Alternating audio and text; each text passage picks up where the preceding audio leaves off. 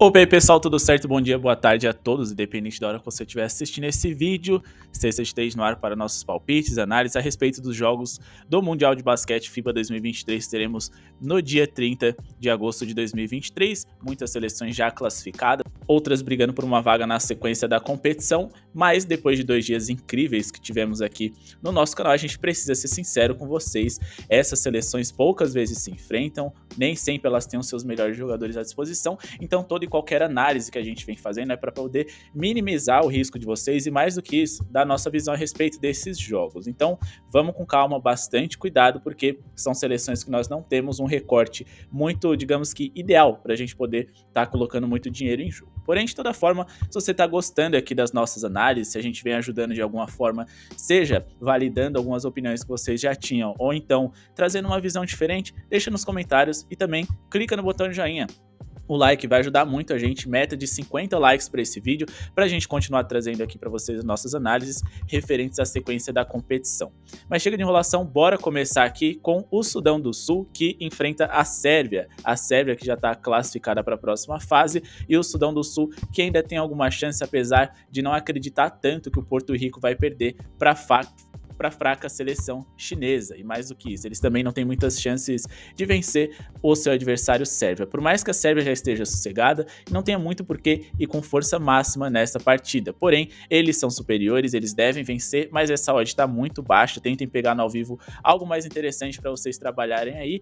O handicap negativo favorável à seleção sérvia também é interessante, porém, repito, eu não sei o quanto que eles vão levar a sério, então talvez trabalhar somente ali com a linha de pontos deles não possa ser interessante, apesar dela estar bem alta, beleza?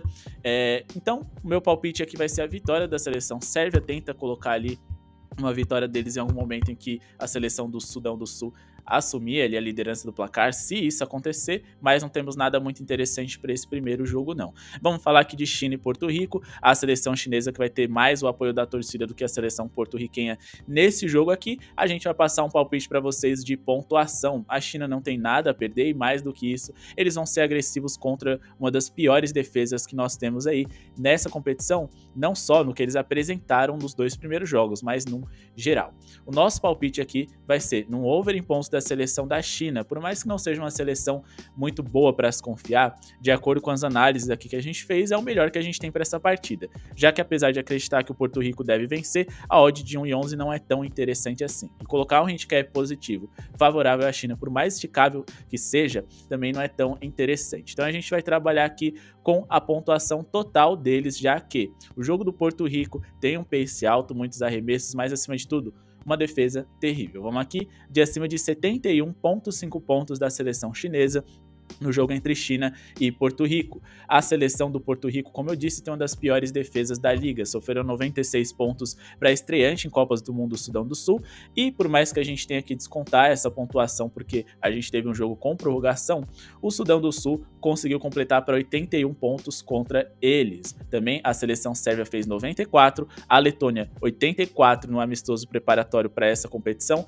eles sofreram 93 da Lituânia, 110 da Sérvia, no qual eles também enfrentaram nesse Mundial, 98 da Itália, 117 dos Estados Unidos e sofreram 86 da República Dominicana, apesar de terem vencido. Sofreram também 91 pontos em outro jogo recente que tiveram contra a República Dominicana, ficando abaixo de 72 pontos sofridos somente contra a Nicarágua nesse ano de 2023, pelo menos nesse recorte mais recente que tivemos, né, do mês 7 ao mês 8. Ou seja, eles têm uma média de pontos sofridos aí muito alta. E repito, a China não tem nada a perder, tem o apoio da torcida a seu favor e eles não querem fazer uma das piores campanhas dentre as seleções asiáticas. Tem um jogador de NBA, no caso Kyle Anderson, e mais do que isso, a seleção chinesa é uma seleção de tradição. Por mais que eles tenham dificuldades para pontuar, eles vão encarar um time que devolve muito rápido a bola porque eles gastam pouco o relógio. Então, acima de 71,5 pontos da China é o nosso palpite. Vamos agora para Estados Unidos e Jordânia. A gente está falando aqui de uma seleção americana amplamente favorita e, no fim das contas, tudo acaba não passando de entretenimento, colocar dinheiro ali para saber de quanto eles vão vencer. A seleção da Jordânia, inclusive, não tem nem aqui o mercado de vitória para o seu adversário aberto, porque dificilmente eles terão chances, mas 42,5 pontos me parece demais para uma seleção americana que é muito forte, mas encontrou certa inconsistência dentro desse Mundial, até porque seus jogadores não estão tão adaptados ao basquete FIBA. Eles venceram por 99-72 a Nova Zelândia e venceram por 109-81 a Grécia. Podem trabalhar ali no over em pontos de jogadores, inclusive que vêm do banco de reservas, porque os jogadores de banco de reserva dos Estados Unidos vêm ganhando muitos minutos, e nesse jogo aqui que já tá tudo decidido, eles devem jogar ainda mais. Então, quem sabe ali o over em pontos do Austin Reeves, por exemplo, não é uma boa pedida. Do banqueiro também, todos esses jogadores aqui que são reservas e que acabam tendo mais minutagens, por exemplo, que o Brandon Ingram da vida. Mas assim, não é um jogo que dá pra gente trabalhar muito bem, não. Vamos aqui de Nova Zelândia e Grécia. Aqui eu acredito na vitória da Grécia. O basquete grego tem mais tradição e, mais do que isso, é um confronto direto onde eles precisam da vitória. Então, por mais que a gente tenha uma odd baixa aqui pra eles, trabalhar com múltiplas, triplas e duplas, incluindo a Grécia, pode ser interessante. A seleção grega perdeu o último jogo que eles tiveram, mais foi contra os Estados Unidos, compreensível, e venceram a Jordânia. Eles perderam também para Sérvia, Itália, Estados Unidos e Alemanha antes aqui da Copa do Mundo, mas são seleções de um calibre muito alto. Inclusive, eles venceram a Eslovênia 2 vezes, foram competitivos contra a Letônia e venceram a Sérvia nas qualificatórias. Enquanto que do outro lado a gente tá falando aqui de uma Nova Zelândia que, ok, venceu seu último jogo contra a não tradicional Jordânia, mas perdeu a maioria dos confrontos que teve recente, né? São aí 5 derrotas nos últimos 7 jogos e venceram só seleções fraquíssimas, inclusive a Jordânia, eles venceram no overtime. Então, assim, eles não têm muitas chances e eu prefiro incluir a Grécia em múltiplas, triplas e duplas do que colocar um handicap positivo esticado para Nova Zelândia. E agora vamos trabalhar aqui em Geórgia e Venezuela. Vamos trabalhar aqui com um under da seleção venezuelana, que perdeu aí um dos seus jogadores mais interessantes por conta de lesão para essa partida. E mais do que isso, vão enfrentar a seleção da Geórgia, que muito provavelmente deve se classificar. A Eslovênia não deve perder do Cabo Verde, mas a Geórgia precisa fazer o seu papel. E a melhor forma deles fazerem isso é cadenciando o jogo, segurando a Venezuela, que é um time muito ruim, que eles só conseguem aí ser produtivos porque eles aceleram o jogo, tentam jogar aí num pace alto, ter mais arremessos do que seus adversários para poder compensar a falta de eficiência. Então, a Geórgia deve não só fechar o centro e se proteger, obrigando a Venezuela, que não tem tanto talento, a arremessar de 3, mas eles também devem desacelerar o jogo. A Venezuela aí tem diversas derrotas recentes, mais especificamente são 10 derrotas consecutivas, inclusive para o Cabo Verde, que também não tem tradição nenhuma. Eles até tiveram uma boa média de pontuação, porém, repito, a gente está falando de uma Venezuela que só pontua pela insistência, não pela qualidade. Eles aceleram muito o jogo, gastam pouco o relógio, é uma loucura completa o jogo deles, mas é um jogo, acima de tudo, pouco eficiente. A Geórgia tem muitos jogadores altos, bons o suficientes para proteger o garrafão, e repito, eles vão cadenciar o jogo porque acelerar só vai beneficiar o seu adversário.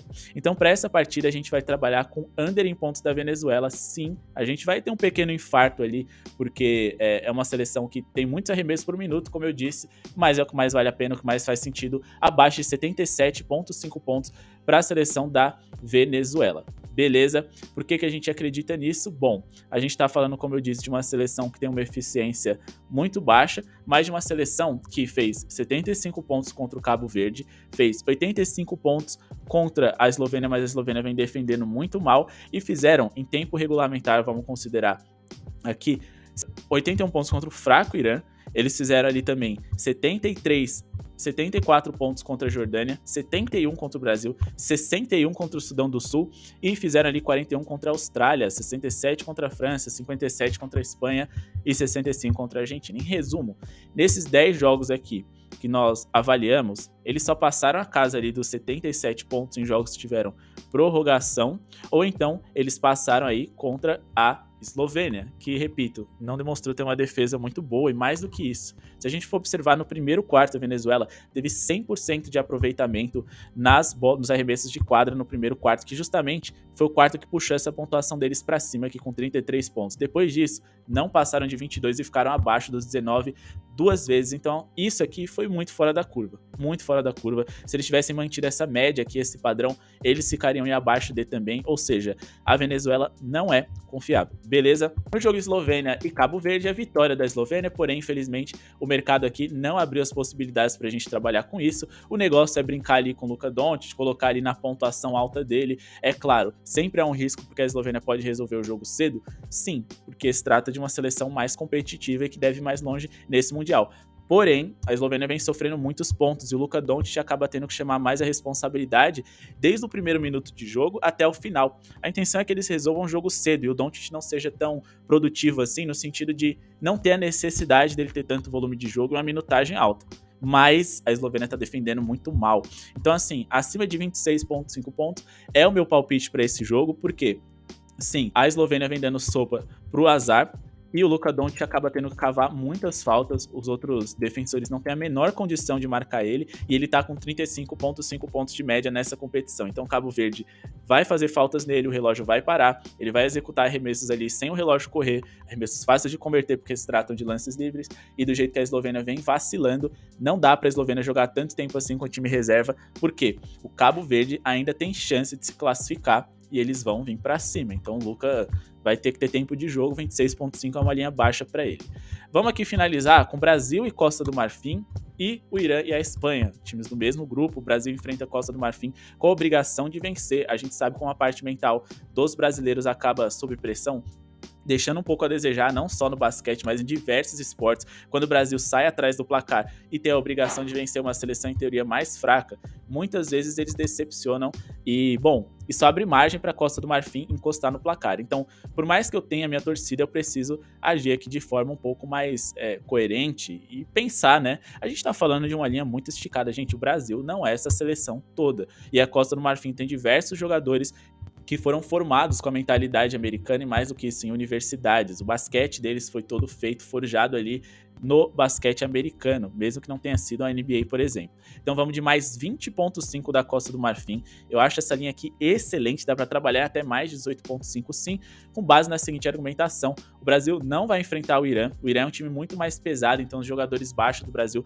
conseguiam ali chamar eles pro mano a mano, infiltrar e mais do que isso, converter os pontos, porque por mais baixo que eles sejam, eles deixavam para trás diversos jogadores ali bem pesados do Irã para trás, e a Costa do Marfim é um time mais atlético, eles vão conseguir fazer essas perseguições, vão ser mais chatos, eles vêm de vitória também contra o Irã, uma vitória ali nos últimos minutos, o que também foi bem interessante. Então o mercado acaba pensando, se o Brasil já era favorito para se classificar, fez um bom jogo contra a Espanha e vai encarar uma Costa do Marfim que não teve tanta facilidade em vencer o Irã, o Brasil vai vencer mole. Não é bem assim. O Irã, a Costa do Marfim é franca atiradora, a obrigação é toda da seleção brasileira. A seleção da Costa do Marfim venceu 3 dos últimos 5 jogos que fizeram, e eles também foram bem agressivos nos seus jogos, e acho que isso é tudo que o Brasil mais teme. A seleção brasileira deve vencer? Deve, mas no fim das contas a gente deve colocar na balança. Vale mais a pena acreditar que o Brasil vai ganhar de 20 de diferença ou mais, ou que a seleção da Costa do Marfim vai conseguir ficar pelo menos perto do placar. Eu não consigo ver, num cenário de pressão psicológica, jogando também fora de casa, é claro, a Costa do Marfim também não é mandante, onde o Brasil vai vencer com tanta tranquilidade assim, em um jogo em que é obrigação vencer. Beleza? Qualquer vantagem ali que o Brasil abrir, e deve abrir 5, 6, 7 pontos durante o jogo, vale a pena colocar esse handicap esticado aí em jogo, porque você vai conseguir uma odd ainda melhor e uma linha, quem sabe, até superior a esse 20,5 pontos. No jogo nós temos Irã e Espanha, a seleção da Espanha muito eficiente, com pelo menos aí 4 jogadores de NBA em ação, e mais do que isso, um segundo time ali, né, considerando além desses jogadores de NBA, jogadores que jogam na maior liga de basquete do mundo, além da NBA, que é a Eurobasket. Então, assim, eles devem ganhar, convencer, pontuar muito bem, por mais que eles não tenham aí a armação do Ricky Rubio para essa competição, é uma seleção muito superior, e, é claro, a gente sabe que eles vão vencer e convencer, mas de quantos pontos vai ser?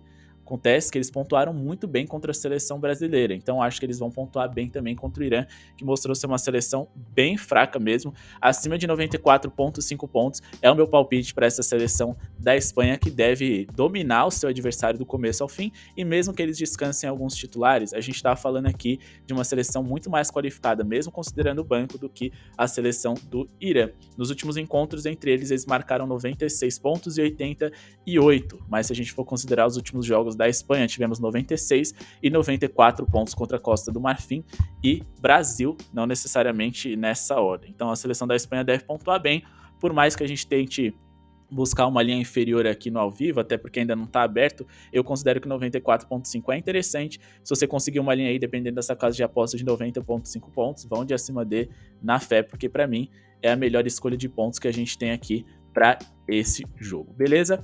Bom, pessoal, esse foi o vídeo de hoje, espero que tenham gostado. Não esqueçam de se inscrever no canal, deixar o seu like, ativar o sininho de notificações. Muito obrigado pela sua audiência aí. Falou!